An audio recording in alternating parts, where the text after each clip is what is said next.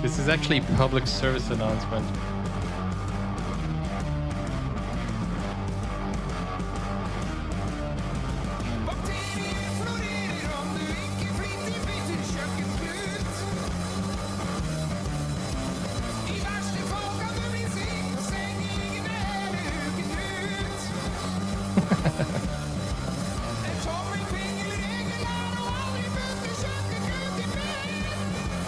Why would you put it in your mouth?